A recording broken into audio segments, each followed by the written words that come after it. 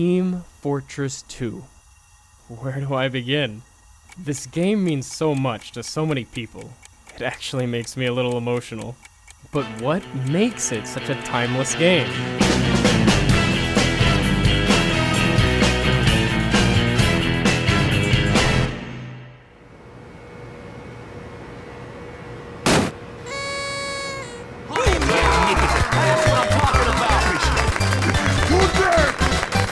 That's right. TF2 came out 10 years ago on October 10th, 2007. That's almost half of my life. But how has TF2 lasted so long? Inspired to find out, I hopped into a casual game.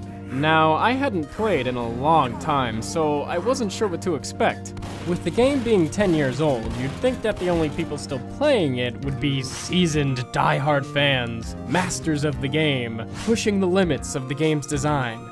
But what I saw instead warmed my heart. First of all, we have 4 spies. Yes! As always. This devilish Gibbison badge spy is totally immersed in his role as a handsome, roguish master of disguise. Well, off to visit your mother. Meanwhile, this guy is doing the spy crap. This joke is from 2008, and this guy is still keeping it alive. But wait, no. What's that I hear? Yep, that's the conga. This guy is trying to start a conga line in 2017 for what is probably the 100th time. And you know what? This guy's loving it. Magnificent. You see, I realized something. That very next round, almost the entire team was doing the Kozatsky kick. Except this guy's still trying to do the conga. Anyway, it was at this moment that I realized we were all just a bunch of people sitting at our computers sharing a brief yet silly moment together. And this is the soul of TF2. It's a world of its own. The character development, the inside jokes, the hats, the art style, it all helps to create an entirely unique universe that people want to be a part of. Ah! Oh, merde. You know what got me into TF2? Imbecile! It wasn't someone telling me how great rocket jumping is or how satisfying it feels to land a backstab. Yes! Nope, it wasn't any of that. It was the videos where we got to meet the team. I am heavy weapons guy, Godspeed, you magnificent bastard. and this Yes. is my weapon. I am having a heart attack. I immediately fell in love with the characters that Valve had created. I wanted to play as them. But did you know that these characters almost never existed? Interestingly enough, Valve had initially planned on releasing TF2 with a more realistic art style. Let me tell you something. This does not last 10 years. Now this lasts 10 years, and then some. But TF2 has more going for it than just its humor. See, funny animations and inside jokes can only carry a game so far. What keeps players around is the solid gameplay. I'll be honest with you, I've really struggled to figure out what makes TF2 such a great game. Is it the shooting? Is it the movement? But that's when it struck me. What if it's both? It became apparent to me that TF2 was carefully designed so that the guns and the movement worked together to form some of the best combat ever crafted. So, let's talk about the first point. The guns! The guns. First of all, most weapons in TF2 do a lot of damage per shot. 1 shot. 2 shots. 2 shots. 2 murder. The pyro. Whoa, let's calm down. Now, if you look at some of the most used primary weapons for each class, you'll see that 7 out of 9 of them are single fire rather than automatic. Even Pyro has a single fire flamethrower now. Hey! Single fire weapons feel great to use. When you shoot these guns, it's like bang, you know? That's what I'm talking about! When you shoot these guns, it feels like boom! Like boom! Like boom! Like, boom! Okay, you get my point. Thanks to the incredible sound design and heavy damage of these weapons, I can literally hit a scout with a pipe grenade, die horribly, and still have had fun because of how great it feels to land a direct hit. There's something about the deep of the gun and the sharp of the hit, along with seeing that I did a whopping 100 damage, that together makes me feel like, nice, I hit him. Next time, I'll hit him twice. Compare this to shooting Sniper's SMG. Scout is jumping around, you're getting a couple of little shots in, and you inevitably die. It's frustrating as heck. Stupid, bloody, spastic little gremlin. Sniper! Yeah, get a real gun. Okay. Thanks, mate. Yes! The second reason shooting is so fun is that the character models in TF2 are so big. Just look at that absence of curves.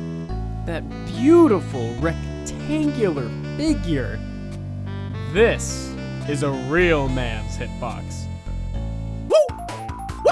Hey! You'll never hit me! Rectangular figure. Easy. The guns feel powerful, and the hitboxes are rock solid. Believe it or not, that makes it fun to shoot stuff, which is pretty important in a first-person shooter, right? Yes. Thank you. Now let's talk about the second point. The movement. What? You put a new player into the game and you tell them, look kid, you move with WASD, alright? That's all they pay me to tell you. Stupid job just cause I'm 2 inches tall. Yeah. And they go on to use their movement exclusively as a way to get from one place to another. Thanks, mate. Yes. Then they die one too many times and think, maybe I could use my movement to dodge things. Oh yeah, you can. How wide do you strafe? Left, right, oh geez! Do you strafe in one direction more than the other one? Man, I didn't expect that. How do you incorporate diagonal movement? It's a 3D game, man, you gotta think about that. You can even do a figure eight. To get a figure eight out of WASD movement, you have to press AWDSD, WASA, WDSD, WASA, WDSA, It's hard to keep doing it. There's so much you can do with WASD. But LazyPurple, other games have WASD controls. What's so special about TF2? Great question. There are two reasons that movement is so satisfying in TF2. Reason one, the weapons in TF2 are very hit or miss. You either get hit by a pipe grenade, See? or you don't. Hello again. Screaming eagles! You're either engulfed in the flames of a flare gun, or you're not. What? I'm a freaking blur here. You can hit a fat meat shot, or miss entirely. Because so many weapons in TF2 are hit or miss, dodging is heavily rewarded. Which leads into reason two. Movement matters in most interactions, which you can think of as mamimi, which you can remember with, damn it, mamimi gun, why are you the only thing that doesn't fit into my argument? Okay, I'm sorry! Whew, that was a close one. Hello again. Against soldiers, you can sometimes entirely avoid splash damage by moving diagonally instead of horizontally. See? Against pyros, you can avoid dying horribly by moving around the map in ways that put you outside of their effective range. If you know what's good for you, you will run.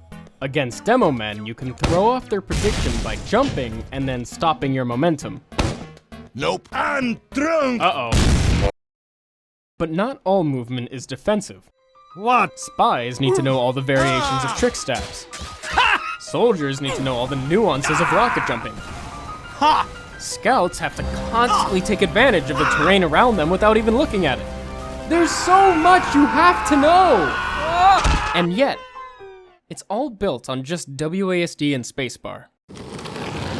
Alright, I'm about to unravel the main point of the video, so if you've made it this far, try to keep up. TF2's design philosophy is centered around fair movement and risky weapons.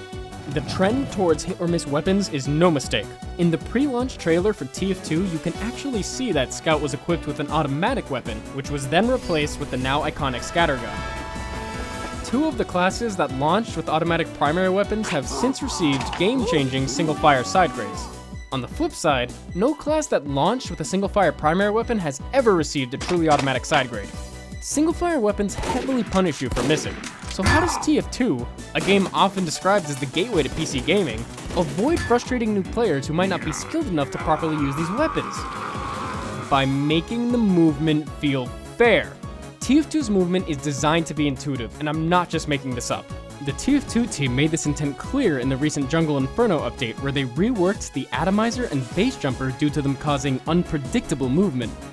At a foundational level, it really helps that the characters in TF2 take time to switch directions, which gives them a natural feeling of weight. But why is this so important? So painful! I'll tell you. Because the movement is so fair, hit or miss weapons become rewarding instead of frustrating. And because so many weapons are hit or miss, every little movement counts and can be the difference between living or dying. When I die in TF2, I think, I could have hit that shot. Or darn, I could have dodged that. No other game has ever so consistently made me feel like every death is my own fault. The combination of fair movement and single-fire weapons creates highly interactive combat that rewards players for improving at the core actions of shooting and dodging. Look, there'll never be a game just like TF2. If you look at the TF2 classes, you'll see that they're all conceptually very simple. We've got Fast Boy with Shotgun, Rocket Launcher Shotgun Dude, Grenade Man, Big Dude with Big Gun. But TF2 took these simple classes and fine-tunes their interactions to perfection. And because of this, Fast Boy with Shotgun, Grenade Man, all the classes take thousands of hours to master. It's brilliant, it's masterful, and that's what makes it such a timeless game. Thank you so much for watching. Remember to subscribe if you want to see more videos like this in the future, and make sure to leave your thoughts in the comments. I'd like to take a moment to thank the moderators and admins who kept my TF2 servers up and running during my years of absence. I've put the server IPs in the video description, so drop on by next time you play TF2. That's all for now, but expect more content soon.